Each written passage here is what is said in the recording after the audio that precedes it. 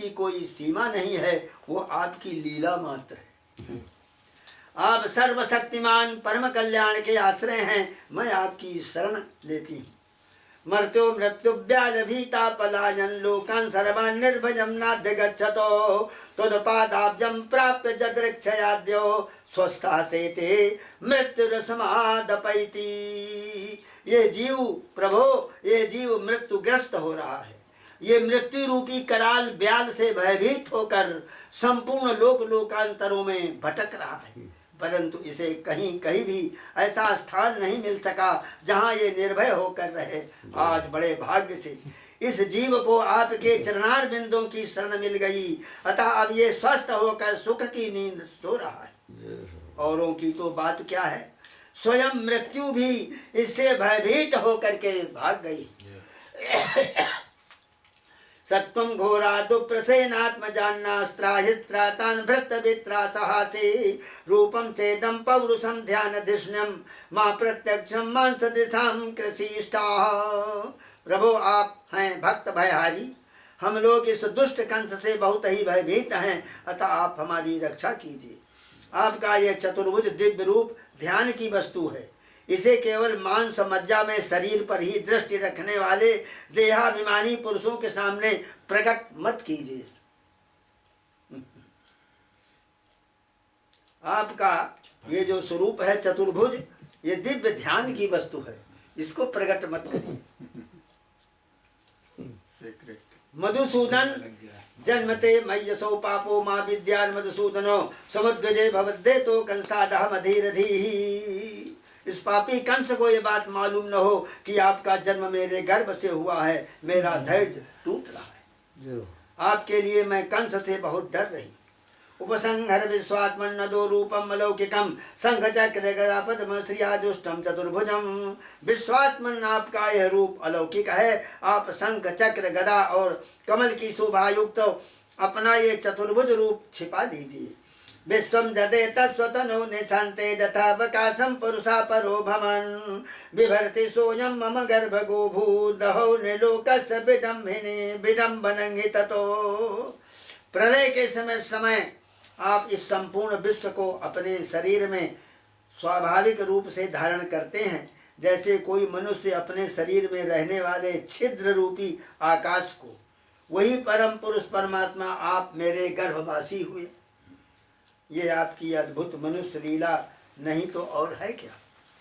भगवान उवाचो त्वमेवो पूर्व सर्गे भूप्रश्नी स्वायंभुवे सति तदायं सुतपा नाम प्रजापतिरकल्मषाः। तब भगवान बोले, वो शंख चक्र गदा धारण किए हुए अब भगवान उत्तर दे रहे हैं देवकी को। देवी, स्वयंभू मनवंतर में जब तुम्हारा पहला जन्म हुआ था, उस समय तुम्हारा नाम था प्रश्नी, और ये वसुदेव जो हैं सुतपा नाम के प्रजापति थे। तुम दोनों के हृदय बड़े ही शुद्ध थे। जुबाम वै ब्राह्मणा ज्येष्ठो प्रजा सर्गे ददात तताः सन्निजम् इंद्रिय ग्रामं ते पाथे परमं तपाः। वर्षबातात तप ही मघर्म मघर्म काल गुणाननु। वर्षबाता तप हेम धर्म कालानुगुणाननु सहमानो श्वासरोधो विनिर्हुत मनुमलु शीर्ण पर्णा निलाहारा उपशान्तेन चेतसा मत्तः कामानमीप्सन्तो मदाराधन मिहतुः। एवं वां तपतो तीव्रं तपः परम दुष्करं दिव्यवर्ष सहस्राणि द्वादश युर्मदात्मनोः। कह रहे हैं भगवान की जब ब्रह्मा जी ने तुम दोनों को संतान उत्पन्न करने की आज्ञा दिया, तब तुम लोगों ने इंद्रियों का दमन करके उत्कृष्ट तपस्या किया। तुम दोनों ने वर्षा, वायु, घाम, शीत, उष्ण आदि काल के विभिन्न गुणों का सहन किया। प्राणायाम के द्वारा अपने मन को धो डाला। तुम दोनों कभी सूखे पत्ते खा लेते, कभी हवा पीकर ही रह जाते। तुम्हारा चित्त बड़ा शांत था। इस प्रकार तुम लोगों ने मुझसे अभीष्ट वस्तु प्राप्त करने की इच्छा से मेरी आराधना किया। एवं वाम तप्यतोस्ते ब्रह्म तपा परम दुष्करम दिव्य वर्ष सहस्राणि द्वादशे दुर्मदात्मनोः तदा वाम परितुष्टोः ममुना बपुना बपुषा नघे तपसा श्रद्धया नित्यं भक्त्या च हृदि भाविताः प्रादुरासं वरदराट् युवयो कामदित्सयाः ब्रियतां वर इत्युक्ते मादुशोभां वृताः सुताः। मुझ में चित्त लगाकर ऐसा परम दुष्कर घोर तप करते करते देवताओं के 12,000 वर्ष बीत गए। यानी युगों तक तुम तप करते रहे। 12,000 तो पूर्णिमाई देवी उस समय मैं तुम दोनों पर प्रसन्न हुआ, क्योंकि तुम दोनों ने तपस्या श्रद्धा और प्रेममयी भक्ति से अपने हृदय में नित्य निरंतर मेरी भावना की थी। उस समय तुम दोनों की अभिलाषा पूर्ण करने के लिए वर देने वालों का राजा मैं इसी रूप से तुम्हारे सामने प्रकट हुआ। तब मैंने कहा कि तुम्हारी जो इच्छा हो मुझसे मांग लो। तब तुम दोनों ने मेरा जैसा पुत्र मांगा। ये कहानी मेरा जैसा पुत्र मांगा। अजुष्ट ग्राम विषयावन पत्यो च दंपति न बभ्राथे पवर्गम में मोहितो मम मायया गते मयि जुवाम लब्धा वरम मत्सदृशं सुतं ग्राम्यान भोगान भुंजाथाम जुवाम प्राप्ते मनोरथो। उस समय तक विषय भोगों से तुम लोगों का कोई संबंध नहीं हुआ था, तुम्हारे कोई संतान भी न थी, इसलिए मेरी माया से मोहित होकर तुम दोनों ने मुझसे मोक्ष नहीं मांगा। तुम्हें मेरे जैसा पुत्र होने का वर प्राप्त हो गया और मैं वहां से चला गया। अब सफल मनोरथ होकर तुम लोग विषयों का भोग करने लग गए।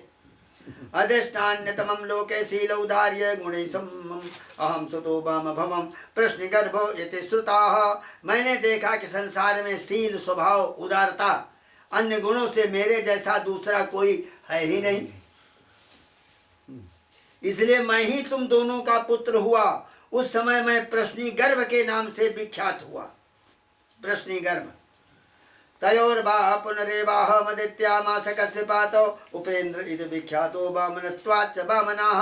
फिर दूसरे जन्म में तुम हुई अदिति और वसुदेव हुए कश्यप। उस समय भी मैं तुम्हारा पुत्र हुआ। मेरा नाम था उपेंद्र। शरीर छोटा होने के कारण लोग मुझे वामन कहते थे। तृतीयेऽस्मिन् भरे हम वै तेनैव बवुसाथमां जातो भूजस्तयोरेव सत्यन्ते बाह्यतं सती। सती देवकी तुम्हारे इस तीसरे जन्म में भी मैं उसी रूप से फिर तुम्हारा पुत्र हुआ हूँ। भगवान श्री कृष्ण ने विचार किया कि मैंने इनको वर तो दे दिया कि मेरे सदृश पुत्र होगा, परंतु इसको मैं पूरा नहीं कर सकता, क्योंकि वैसा कोई है ही नहीं। किसी को कोई वस्तु देने की प्रतिज्ञा करके पूरी न कर सके तो फिर उसके समान तिगुनी देनी पड़ती है। तो मेरी वाणी सर्वथा सत्य ही होती है। एतत् वाम दर्शितं रूपं प्राग्जन्म जन्म स्मरणाय मे नान्यथा मद्भवं ज्ञानम मर्तलिंगे न जायते। मैंने तुम्हें अपना यह रूप इसलिए दिखला दिया कि तुम्हें मेरे पूर्व अवतारों का स्मरण हो जाए। यदि मैं ऐसा नहीं करता तो केवल मनुष्य शरीर से मेरे अवतार की पहचान नहीं हो पाती। युवाम माम पुत्र भावेन ब्रह्म भावेन चास्य कृतो चिंतयतो कृत स्नेहो जासे थे मद्गतिम पराम। तुम दोनों मेरे प्रति पुत्र भाव और निरंतर ब्रह्म भाव रखना। पुत्र भाव और ब्रह्म भाव, इस प्रकार वात्सल्य स्नेह मिलेगा और चिंतन के द्वारा तुम्हें मेरे परम पद की प्राप्ति होगी। ये वरदान दे दिया। वात्सल्य बाल लीला। सुगोवाचो इत्युक्ता से धरिस्तूष्णीं भगवान आत्ममायया पितरो संपश्यतो सद्यो बभूवो प्राकृता शिशुः। भगवान इतना कहकर चुप हो गए। अब उन्होंने अपनी योग माया से पिता माता के देखते देखते तुरंत एक साधारण शिशु का बालक का रूप धारण कर लिया और वो चतुर्भुज रूप चला गया।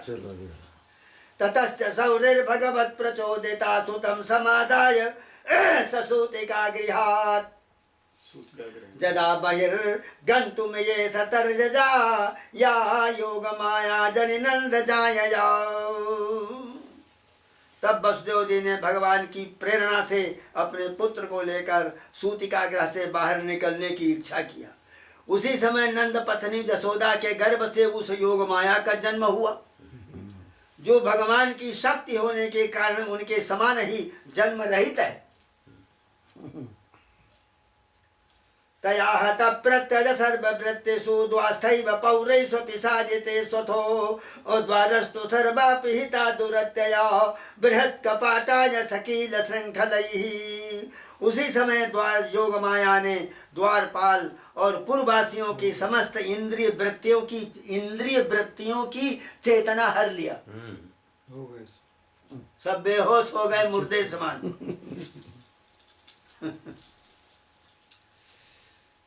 वे सबके सब अचेत होकर सो गए और बंदी गृह के सभी दरवाजे बंद थे। उनमें बड़े बड़े किवाड़, लोहे की जंजीरें, ताले जड़े हुए थे।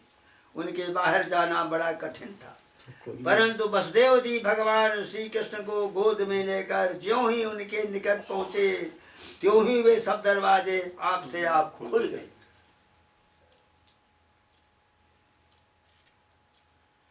जिनके नाम श्रवण मात्र से असंख्य जन्मार्जित प्रारब्ध बंधन ध्वस्त हो जाते हैं, वे ही प्रभु जिसकी गोद में आ गए, उसकी हथकड़ी बेड़ी खुल जाए, इसमें क्या आश्चर्य है। क्या बात है। तया हत प्रत्यज सर्ववृत्तिषु द्वास्थैव पौरैषु पिशाचिते स्वथो द्वारस्तु सर्वापिहिता दुरत्यया बृहत् कपाटाय सकील शृंखलैः। ताः कृष्ण बाहे वसुदेव जागते स्वयं व्यवर्तन्त यथा तमो रवेः बवर्ष पर्जन्यमुपंसु गर्जिता शेषोन्नुगात् वारिनिवारजन् फणैः। ठीक वैसे ही जैसे सूर्योदय होते ही अंधकार दूर हो जाता है, उसी समय बादल धीरे धीरे गरज करके जल की फुहारें छोड़ रहे थे। इसलिए शेष जी अपने फनों से जल को रोकते हुए भगवान के पीछे पीछे चलने लग गए। उन दिनों बार बार वर्षा होती रहती थी, इससे जमुना जी बहुत बढ़ गई थी। उनका प्रवाह गहरा और तेज हो गया था। तरल तरंगों के कारण जल पर फेन ही फेन हो रहा था। मगो ने बरसत सकृत जमानुजा और गंभीर तो योग जबोर में फेनिला भयानका वर्त सताकुला नदी मार्गम ददौ सिंधुरिवस्त्रियापते। कहते हैं जैसे सीतापति भगवान राम जी को समुद्र ने मार्ग दे दिया, वैसे ही जमुना जी ने भगवान को मार्ग दिया। वसुदेव जी ने नंद बाबा के गोकुल में जाकर देखा कि नंद ब्रजम सौर्य रूपेत तत्र तान और गोपान प्रसुप्तान उपलभ्य निद्रया सुतम जसोदा सजने निधायतो सुतांग उपादाय पुनर्गृहान गातो। वसुदेव जी नंद बाबा के गोकुल में जाकर देखा कि सबके सब गोप नींद से अचेत पड़े हुए। उन्होंने अपने पुत्र को जसोदा जी की सैया पर सुला दिया और उनकी नवजात कन्या लेकर के बंदी गृह में वैसे ही फिर लौट आए। देवक्या सैन्य से वसुदेवोथदारिकाम प्रतिमुच्चे पदोर्लो में मास्ते पूर्व बदावृता। जेल में पहुंचकर वसुदेव जी ने उस कन्या को देवकी की सैया पर सुला दिया और अपने पैरों में बेड़ियां डाल लिया। पहले की तरह वे बंदी गृह में बंद हो गए। जसोदा नंद पत्नी ते जातम परम बुद्ध तो न तल्लिंगम परिश्रांता निद्रयापोगत स्मृति ही। उधर नंद पत्नी जसोदा जी को इतना तो मालूम हुआ कि कोई संतान हुई है, परंतु वे यह न जान सकी कि पुत्र है या पुत्री, क्योंकि एक तो उन्हें बड़ा परिश्रम हुआ था, दूसरे योग माया ने उन्हें अचेत कर दिया था। श्रीमद्भागवते महापुराणे पारमहंस्यां संहितायां दशमस्कन्धे पूर्वार्धे कृष्ण जन्मनि तृतीयोऽध्यायः। श्री कृष्णाय नमो नमः।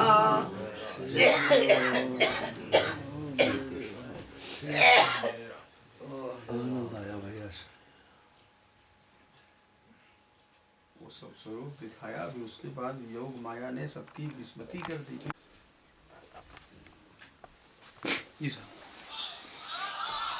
सुनिएगा महाराज जी, शुरू से है ना।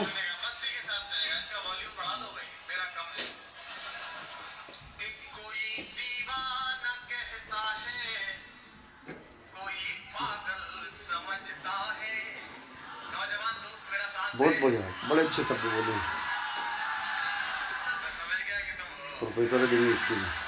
कोई दीवाना कहता है, कोई पागल समझता है, मगर धरती की बेचैनी को बस बादल समझता है। बादल समझता है। मगर धरती की बेचैनी को बस बादल समझता है। मैं तुझसे दूर कैसा हूँ, तू मुझसे दूर कैसी है। अब दिल धड़के तो उसे तालियों में बदलना। मैं तुझसे दूर कैसा हूँ, तू मुझसे दूर कैसी है। ये तेरा दिल समझता है या मेरा दिल समझता है। ये सुनिएगा इसमें कितनी अच्छी। हमारा दिल समझे, हमारा दिल समझे। ये इस बार के सेमेस्टर में आने वाली है। कभी सम्मेलन का होगा। नहीं, आगे के अंतर आगे का अंतर सुनिए आप। सी कहानी है। बहुत अच्छे। बड़े साहित्यिक के अंतर हैं, हल्के फुल्की चीज़ नहीं है। मैं तो तुम्हें आगरे में ढूंढ रहा था। वो तो चुपके मजाकी को हंसाने के लिए ऐसा कर रहा है। एक एहसासों की पावन सी कहानी है। कभी कबीरा दीवाना था, कभी मीरा दीवानी है। ठीक है, यहाँ सब ठीक है। लोग कहते हैं मेरी आंखों में आंसू है। ये पंक्ति सुनना और आप तक पहुंच जाए तो सूचित करना। यहाँ सब लोग कहते हैं मेरी आंखों में आंसू है। जो तू समझे तो मोती है, जो ना समझे तो पानी है। जो तू समझे तो मोती है। और एक बात और ध्यान से सुनना। आप उस दौर में हैं जब आप विशिष्ट हैं। जीवन को इस तरह जीना कि कोई मिले कभी तो खुद से नजर मिला सको। गालिब ने कहा ये गालिब का शहर है दिल्ली। किसी से मिलने पर शेर सुनना बड़े शायर का। मत पूछ के क्या हाल है मेरा तेरे आगे। मत पूछ के क्या हाल है। मैं आरईसी में पढ़ता था, एक सेमेस्टर छोड़कर भाग आया और यहाँ पढ़ा रहा हूँ क्योंकि मुझे लगा it's better to be a good poet than a bad engineer. Engineer पढ़ाता है। भविष्य बिगाड़ रहा होता हूँ, पूरा बिगाड़ रहा हूँ, तब तो मैं देश का बिगाड़ रहा होता। तब पंक्ति पढ़ता हूँ। गालिब ने कहा मत पूछ के क्या हाल है मेरा तेरे आगे, तू देख के क्या रंग है तेरा मेरे आगे। क्या बात। तब पंक्तियां सुनना। इस समंदर पीर का अंदर है लेकिन रो नहीं सकता। लड़कों की खास बात चाहिए मुझे इस पर। समंदर पीर का। समंदर पीर का अंदर है लेकिन रो नहीं सकता। ये आंसू प्यार का मोती है, इसको खो नहीं सकता। ये आंसू प्यार का मोती है, इसको खो नहीं सकता। मेरी चाहत को दुल्हन तू बना लेना मगर सुन ले। और जो खुददार लोग हैं उनकी तालियां लहरती दिखाई दे। मेरी चाहत को अपना तू बना लेना मगर सुन ले। जो मेरा हो नहीं पाया वो तेरा हो नहीं पाया। ये है कि काम लाया। जो मेरा हो नहीं पाया। और एक पुस्तक और सुनिए, इसके बाद मैं कविता पढ़ता हूँ। प्रेम में जैसा गजेंद्र सोलंकी ने बताया, भारत बड़ा हिपोक्रेट देश है। प्रेम हिंदुस्तान में एक ऐसा विषय जिसमें केवल थ्योरी की क्लास चलती है। प्रेम। मैं आपको 4 पंक्तियां पढ़ा दूं, सुनिएगा 4 पंक्तियां। और ये बिल्कुल मस्ती की पंक्तियां हैं। बरसों प्रेम लिखने के बाद यदि आप प्रेम करें तो क्या दिक्कत आती है देश में। सुनिएगा कि भ्रमर कोई कुमुदनी पर, मस्ती के साथ सुनना और मैं जो सुनाना चाह रहा हूँ वहीं पहुंचना, वरना स्लिप हो सकती है बात। भ्रमर कोई कुमुदनी पर मचल बैठा तो हंगामा। हमारे दिल में कोई ख्वाब पल बैठा तो हंगामा। अभी तक डूब कर सुनते थे सब किस्सा मोहब्बत का। और प्रोफेसर की विदाई चाहता हूँ इन बच्चों के साथ। अभी तक डूब कर सुनते थे सब किस्सा मोहब्बत का। मैं किस्से को हकीकत में बदल बैठा किस्से को हकीकत में बदल बैठा तो एक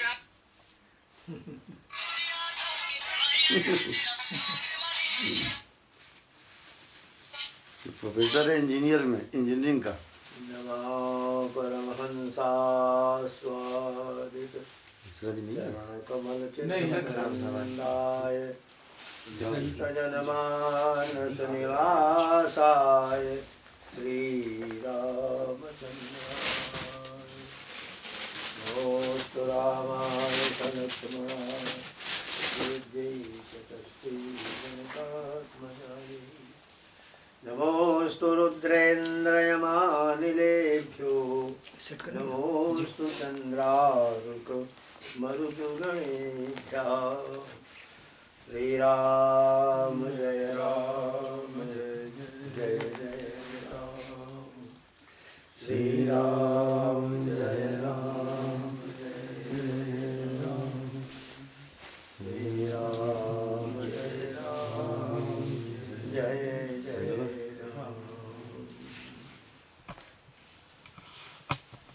नारायणं नमस्कृत्य नरं चैव नरोत्तमम् क्या हुआ? देवीं सरस्वतीं व्यासं ततो जयमुदीरये कृष्णाय वासुदेवाय हरये परमात्मने प्रणतक्लेशनाशाय गोविन्दाय नमो नमः सदासेव्या श्रीमद्भागवती कथा यस्याश्रवणमात्रेण हरिश्चित्तं समाश्रयेत् बंशीधरं सुन्दरमन्दहासं वरावतंसं वरबालयुक्तं वृन्दावनस्थं नवनीरदाभं नमामि कृष्णं जदुवंशनाथम्।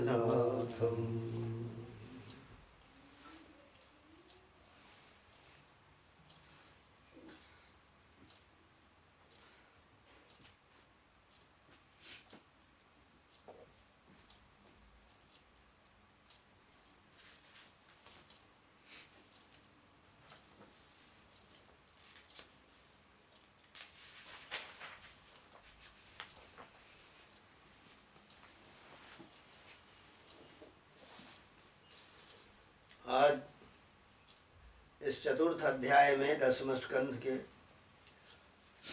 भगवती योग माया कंस के हाथ से छूट करके आकाश में जाकर भविष्यवाणी करेगी। श्री सुगोवाच बहिरन्तः पुरद्वारः सर्वाः पूर्वो वदावृताः ततो बालध्वनिं श्रुत्वा गृहपाला समुत्थिताः ते तु तूर्णमुपव्रज्य देवक्या गर्भजन्म ततो आचक्षुर्भोजराजाय जदुद्विग्नः प्रतीक्षते। सुखदेव जी कहते हैं, परीक्षित जब वसुदेव जी लौट करके आ गए, अपनी बेड़ी और वो सब वैसे धारण कर लिया, तब नगर के बाहरी और भीतरी सब दरवाजे अपने आप ही पहले की तरह सब बंद हो गए और सब में ताले लग गए। इसके बाद नवजात शिशु के रोने की ध्वनि सुनकर के द्वारपालों की नींद टूटी। वो तुरंत भोजराज कंस के पास गए और देवी को संतान होने की बात कही। कंस तो बड़ी आकुलता और घबराहट के साथ इसी बात की प्रतीक्षा कर रहा था। सतल्पात् तूर्णमुत्थायो कालोऽयम् इति विह्वलः सूतिग्रहमगात् तूर्णं प्रस्खलन् मुक्तमूर्धजः तमाह भ्रातरं देवी कृपणाकरुणं सती श्रुसेयं तव कल्याणो स्त्रियं माहन्तुमर्हसि। बहवो हिंसिता भ्रातः शिशवः पावकोपमाः त्वया दैव निसृष्टेन पुत्रिकैका प्रदीयत नन्नुहं ते जवरजा दीना हतसुता प्रभो दातुमर्हसि मंदाया अंगे मां चरमां प्रजा। द्वारपालों की बात सुनते ही बड़ी जल्दी अपने आसन पलंग से उठ करके कंस खड़ा हुआ और बड़ी शीघ्रता से सूतिका गृह की ओर झपटा। इस बार तो मेरे काल का ही जन्म हुआ है, ये सोचकर वो बेहवल हो रहा था और यही कारण है कि उसे इस बात का भी ध्यान न रहा कि उसके बाल बिखरे हुए हैं। रास्ते में कई जगह वो लड़खड़ा कर गिरते गिरते बचा। प्रस्खलन मुक्त मूर्धजा, खोपड़ी के बाल खिले हुए हैं और रास्ते में गिर पड़ा 2-3 जगह।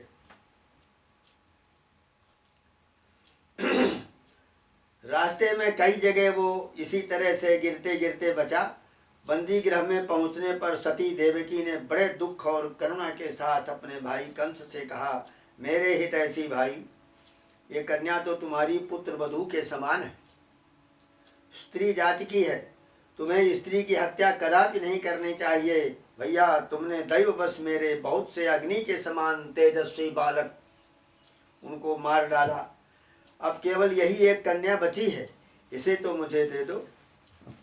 अवश्य ही मैं तुम्हारी छोटी बहन हूँ, मेरे बहुत से बच्चे मर गए, इसलिए मैं अत्यंत दीन हूँ। मेरे प्यारे और समर्थ भाई, तुम मुझ मंद भागिनी को यह अंतिम संतान अवश्य दे दो।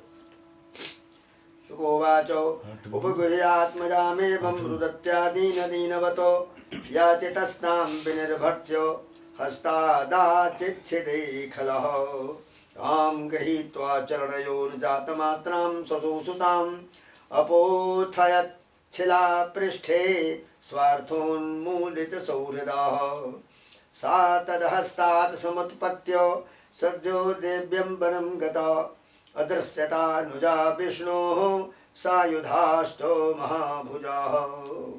परीक्षित, कन्या को अपनी गोद में छिपाकर देवकी जी ने अत्यंत दीनता के साथ रोते रोते कहा, याचना की। परंतु कंस बड़ा दुष्ट था, उसने देवकी जी को झड़क करके उनके हाथ से वो कन्या छीन लिया।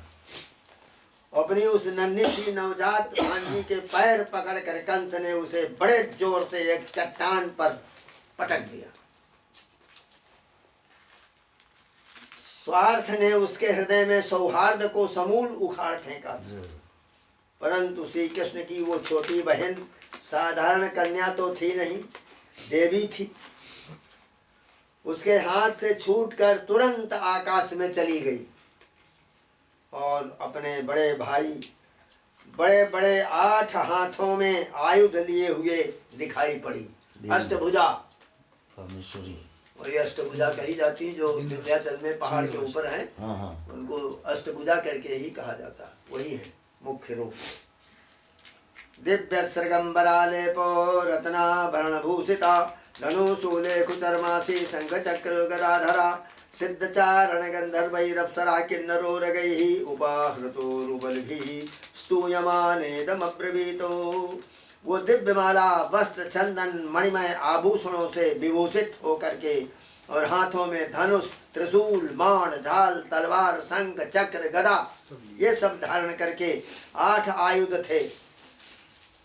सिद्ध लोग, चारण लोग, गंधर्व लोग, अप्सराएं, किन्नर, नागगण बहुत सी भेंट की सामग्री समर्पित करके आकाश में ही और उसकी स्तुति कर रहे थे। उसी समय देवी ने कंस से यह कहा, किम मया हतया मंदो जातः खलु तमान्तकृतो यत्र क्व वा पूर्व शत्रुर्माहिंसीहि कृपणां वृथा इति प्रभास्यतं देवी माया भगवती भुवि बहुनाम निकेतेषु बहुनामा बभूवः। उसने कहा, रे मूर्ख, मंद जात, मंद भाग्य, मुझे मारने से तुझे क्या मिलेगा?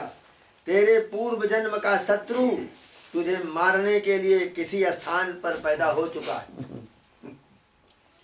अब तू व्यर्थ निर्दोष बालकों की हत्या न किया कर। कंस से इस प्रकार कहकर भगवती योग माया वहां से अंतर्ध्यान हो गई और पृथ्वी के अनेक स्थानों में विभिन्न नामों से प्रसिद्ध हो गई।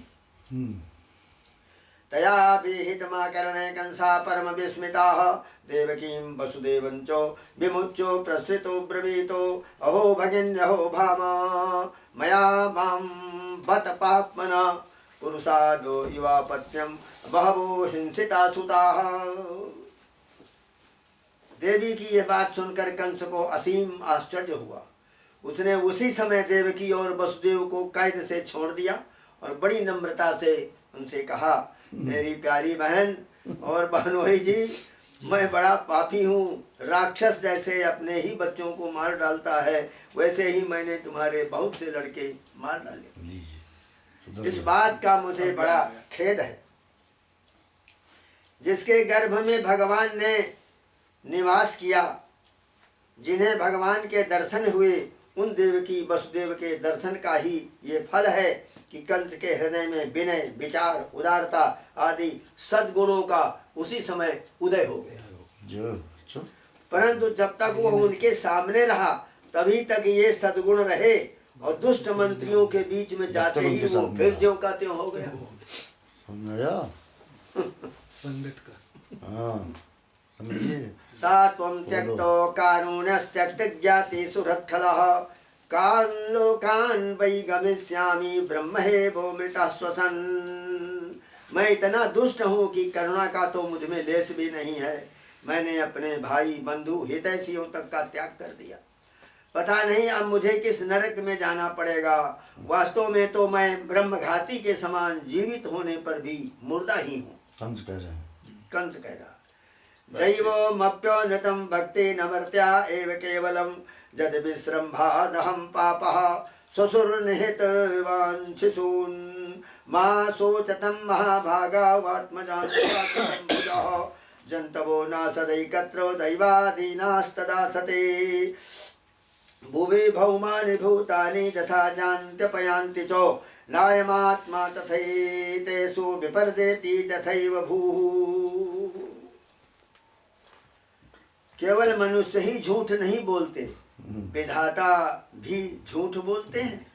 उसी पर विश्वास करके मैंने अपनी बहन के बच्चे मार डाले। मैं कितना पापी हूँ। तुम दोनों महात्मा हो, अपने पुत्रों के लिए शोक मत करो। उन्हें तो अपने कर्म का ही फल मिला है। सभी प्राणी प्रारब्ध के अधीन है। ये कह रहा है कि उन बच्चों को अपने प्रारब्ध का फल मिला। ये बात उसके मुख से निकल पड़ी और है प्रारब्ध में वही आएगा। इसीलिए वे सदा सर्वदा एक साथ नहीं रह सकते। जैसे मिट्टी के बने हुए पदार्थ बनते और बिगड़ते रहते हैं, परंतु मिट्टी में कोई अदल बदल नहीं होती, वैसे ही शरीर का तो बनना बिगड़ना होता ही रहता है, परंतु आत्मा पर इसका कोई प्रभाव नहीं पड़ता। यथा नैवं विदो भेदो जत्यात्मा विपर्जयः देह योग वियोगौ च संसृतिर्न निवर्तते। जो लोग इस तत्व को नहीं जानते, इस अनात्मा शरीर को ही आत्मा मान बैठते हैं। ये अनात्मा है शरीर, लेकिन इसी को आत्मा कह रहे हैं। यही उल्टी बुद्धि अथवा अज्ञान है, इसी के कारण जन्म और मृत्यु होते हैं। जब तक यह अज्ञान नहीं मिटता तब तक सुख दुख रूपी संसार से छुटकारा नहीं मिलता। तस्मात् भद्रे स्वतनयान्मया व्यापादितानपि मानुषोचो यतः सर्वः स्वकृतं विन्दते वथः। मेरी प्यारी बहन, यद्यपि मैंने तुम्हारे पुत्रों को मार डाला है, फिर भी तुम उनके लिए शोक न करो, क्योंकि सभी प्राणियों को विवश होकर अपने कर्मों का फल भोगना पड़ता है। यावत् हतोऽस्मि हन्तास्मीत्यात्मानं मन्यते स्वदृक् तावत् तदभिमान जज्ञो बाध्य बाधकतामियातो। अपने स्वरूप को न जानने के कारण जीव जब तक ये मानता रहता है कि मैं मारने वाला हूँ या मारा जाता हूँ, तब तक शरीर के जन्म और मृत्यु का अभिमान करने वाला वह अज्ञानी बाध्य और बाधक भाव को प्राप्त होता है। अर्थात वो दूसरों को दुख देता है और स्वयं दुख भोगता है। क्षमध्वम मम दौरात्मम साधवो दीन बत्सलाः इत्युक्ता श्रु मुखा पादौ श्याला स्वस्रो रथा ग्रहीतो। मेरी ये दुष्टता तुम दोनों क्षमा करो, क्योंकि तुम बड़े ही साधु स्वभाव और दीनों के रक्षक हो। ऐसा कहकर कंस ने अपनी बहन देवकी और वसुदेव जी के चरण पकड़ लिए, माथे में लगाया। मोचया माथ निगडात विश्रब्धा कन्यका गिरा देवकीं वसुदेवंचो दर्शयन्नात्मसौहृदम् भ्रातुः समनुतप्तस्य क्षान्त्वा रोषञ्च देवकी व्यसृजत वसुदेवश्च प्रहस्येतमुवाचः। इसके बाद उसने योग माया के वचनों पर विश्वास करके देवकी और वसुदेव को कैद से छोड़ दिया। वो तरह तरह से उनके प्रति अपना प्रेम प्रकट करने लग गया। भ्रातु समनुतप्तस्य क्षान्त्वा रोषञ्च देवकी व्यसृजत वासुदेवश्च प्रहस्येतमुवाचः। एवमेतन्महाभागो यदा वदसि देहिनाम् अज्ञानप्रभवाहन्धिः स्वपरेति भिदाजतः। शोक हर्ष भयद्वेष लोभ मोह मदान्विता मिथो घ्नन्तं न पश्यन्ति भावैर्भावं पृथक् दृशा। जब देवकी ने देखा कि भाई कंस को पश्चाताप हो रहा है, तब उन्होंने उसे क्षमा कर दिया। वे उसके पहले अपराधों को भूल गई। और वसुदेव जी ने हंसकर कंस से कहा, मनस्वी कंस, आप जो कहते हैं वो ठीक वैसा ही है। जीव अज्ञान के कारण ही शरीर आदि को मैं मान बैठते हैं, इसी से अपने पराये का भेद हो जाता है। और ये भेद दृष्टि हो जाने पर तो वे शोक हर्ष भय द्वेष लोभ मोह और मद से अंधे हो जाते हैं। फिर तो उन्हें इस बात का पता ही नहीं लगता कि सबके प्रेरक भगवान ही एक भाव से दूसरे भाव का, एक वस्तु से दूसरी वस्तु का नाश करा रहे। श्री सुकोवाचो कंसदेवं प्रसन्नाभ्यां विशुद्धं प्रतिभासिताः देवकी वसुदेवाभ्याम् अनुज्ञातो विशदगृहं तस्यां रात्र्यां व्यतीतायां कंस आहूय मन्त्रिणः तेभ्याचष्ट तत्सर्वं यदुक्तं योगनिद्रया। परीक्षित, जब वसुदेव और देवकी ने इस प्रकार प्रसन्न होकर निष्कपट भाव से कंस के साथ बातचीत की, तब उनसे अनुमति लेकर वो अपने महल में चला गया। वो रात्रि बीत जाने पर कंस ने अपने मंत्रियों को बुलाया और योग माया ने जो कुछ कहा था वो सब उन्हें कह सुनाया। कर्ण भर्तुर्गदितं तमोचुर्देव शत्रवाः देवान् प्रतिकृतामरसा दैते जानातिको विदाः एवं चेत् तर्हि भोजेन्द्र पुरग्राम व्रजादिषु अनिर्दशान् निर्दशांश्च अनस्यानोद्य वैशिषून्। कंस के मंत्री पूर्णतया नीति निपुण नहीं थे। दैत्य होने के कारण स्वभाव से ही वे देवताओं के प्रति शत्रुता का भाव रखते थे। अपने स्वामी कंस की बात सुनकर वे देवताओं पर और भी चिढ़ गए और कंस से कहने लगे, भोजराज, यदि ऐसी बात है तो हम आज ही बड़े बड़े नगरों में, छोटे छोटे गांवों में, अहीरों की बस्तियों में, दूसरे स्थानों में जितने बच्चे हुए हैं वो चाहे 10 दिन से अधिक के हों या कम के, सबको आज ही मार डालेंगे। किमुद्यमे करिष्यन्ति देवाः समरभीरवाः नित्यमुद्विग्नमनसो जाघोषैर्धनुषस्तव अस्यस्तस्ते शरभ्रातैर्हन्यमानाः समन्तताः जिजीविषव उदसृज्य पलायन पराजजुः। समर भीरु देवगण युद्धोद्योग करके ही क्या करेंगे? वे तो आपके धनुष की टंकार सुनकर ही सर्वथा घबराए रहते हैं। जिस समय युद्ध भूमि में आप चोट पर चोट करने लगते हैं, बाण वर्षा से घायल होकर अपने प्राणों की रक्षा के लिए समरांगण छोड़कर देवता लोग पलायन परायण होकर इधर उधर भाग जाते हैं। केचित् प्राञ्जलयो दीनान्यस्त शस्त्रादिवौकसाः मुक्त गच्छोषिका केचित् भीताः स्व इति वादिनः न त्वं विस्मृतशस्त्रास्त्रान् विरथान् भयसंवृतान् हंसन्यासक्त विमुखान् भग्नचापान् युध्यतः। कुछ देवता तो अस्त्र शस्त्र जमीन पर डाल देते हैं, हाथ जोड़कर आपके सामने अपनी दीनता प्रकट करने लगते हैं। कोई कोई अपनी चोटी के बाल तथा कच्छ खोलकर आपकी शरण में आ जाते हैं। हम भयभीत हैं, हमारी रक्षा कीजिए। आप उन शत्रुओं को नहीं मारते जो अस्त्र शस्त्र भूल गए हों, जिनका रथ टूट गया हो, जो डर गए हों, जो लोग युद्ध छोड़कर अन्य मनस्क हो गए हों, जिनका धनुष टूट गया हो, या जिन्होंने युद्ध से अपना मुख मोड़ लिया हो, उन्हें भी आप नहीं मारते। किम क्षेम सूरैर्विबुधैर संयुग विकथनैः रहोजुषा किम हरिणा शंभुना बाबनौकसा किमिन्द्रेणाल्पबीजेन ब्रह्मणा वा तपस्यता तथापि देवाः सापत्न्यान्नोपेक्षा इति मन्महे ततस्तन्मूलखननेन जुं श्वासमाननुवृतान्। कहते हैं देवता तो बस वीर ही बनते हैं जहाँ कोई लड़ाई झगड़ा न हो।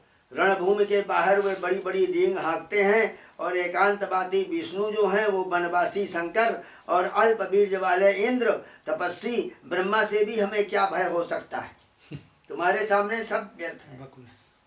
फिर भी देवताओं की उपेक्षा नहीं करनी चाहिए, ऐसी हमारी राय है, क्योंकि हैं तो वे शत्रु ही।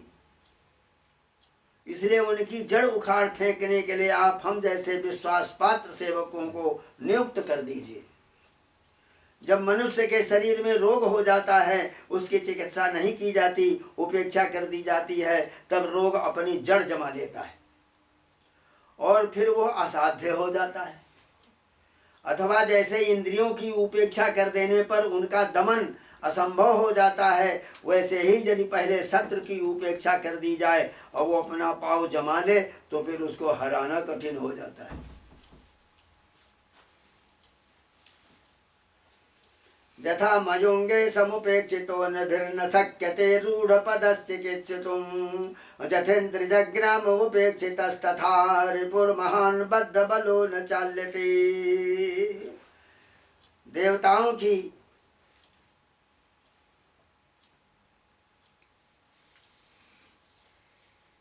मनुष्य के शरीर में रोग होता है, उसकी चिकित्सा नहीं की जाती तो वो अपनी जड़ जमा लेता है। देवताओं की जड़ है विष्णु और वो वहाँ रहता है जहाँ सनातन धर्म है। मूलं ही विष्णुर्देवानां यत्र धर्मः सनातनः, जहाँ सनातन धर्म है वहीं पर विष्णु भगवान रहते हैं। तस्य च ब्रह्मगो विप्रास्तपो यज्ञाः सदक्षिणाः। सनातन धर्म की जड़ क्या है? वेद, गाय, ब्राह्मण और तपस्या और यज्ञ, ये इसकी जड़ है, 5 चीजें, जिनमें दक्षिणा दी जाती है। तस्मात् सर्वात्मना राजन् ब्राह्मणान् ब्रह्मवादिनः तपस्विनो यज्ञशीलान् गाश्च हनमोहविर्दुघाः विप्रागावश्च वेदाश्च तपः सत्यं दमः समा श्रद्धा दया तितिक्षा च क्रतवश्च हरेस्तनुः सहि सर्वसुराध्यक्षो जयसुरद्विड्गुहाशयः तन्मूला देवताः सर्वा श्रेश्वराः सा चतुर्मुखाः अयं वै तद्वदोपायो यदृषीणां विहिंसनम्। इसलिए भोजराज, हम लोग वेदवादी ब्राह्मण और तपस्वी और याज्ञिक और यज्ञ के लिए घी आदि हविष्य पदार्थ देने वाली गायों का पूर्ण रूप से नाश कर डालें।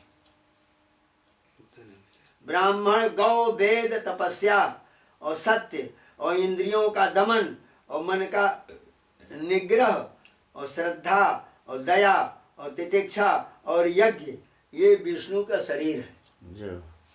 इतनी बातें बतलाया। शरीर ब्राह्मण, ब्राह्मण का भगवान का शरीर है। इसीलिए भगवान दूसरी जगह प्रसंग में है, अविद्यो वा सविद्यो वा ब्राह्मणो मामकी तनु। चाहे मूर्ख हो और चाहे पढ़ा हुआ हो, वह ब्राह्मण हमारा शरीर है, मामकी तनु। वही यहाँ पर कह रहे हैं, विप्रागावश्च वेदाश्च तपः सत्यम दमा समा। ब्राह्मण, गौ, वेद, तपस्या, सत्य और इंद्रिय दमन, मन का रोकना, श्रद्धा करना, दया करना, तितिक्षा करना और यज्ञ करना, यह विष्णु के शरीर है। वो विष्णु ही सारे देवताओं का स्वामी और असुरों का प्रधान द्वेषी है, परंतु वो किसी गुफा में छिपा रहता है। सही सर्वसुराध्यक्षो झसुरद्युड गुहाशयः तन्मूला देवताः सर्वासेश्वरा सा चतुर्मुखाः अयं वै तद्वदोपाजो जदृषीणां विहिंसनम्। वो विष्णु ही सारे देवताओं का स्वामी, असुरों का प्रधान द्वेषी है। वो किसी गुफा में छिपा है। महादेव ब्रह्मा सारे देवताओं की जड़ वही है। उसको मार डालने का उपाय यह है कि ऋषियों को मार डाला जाए। ये मंत्रीगण सब अपना अपना निर्णय दे रहे हैं। श्री उवाच एवं दुर्मंत्रिभिः कंसः साहसं मंत्र दुर्मतिः ब्रह्महिंसां हितं मेने कालपाशावृतोऽसुराः। परीक्षित, एक तो कंस की बुद्धि स्वयं ही बिगड़ी हुई थी, फिर उसे मंत्री ऐसे मिले थे जो उससे भी बढ़कर दुष्ट थे। इस प्रकार उनसे सलाह करके काल के फंदे में फंसे हुए असुर कंस ने यही ठीक समझा कि ब्राह्मणों को ही मार डाला जाए। संदेश्य साधुलोकस्य कदने कदन प्रियान कामरूपे धरान दिक्षु दानवान ग्रहमाविशतो। उसने हिंसा के प्रेमी राक्षसों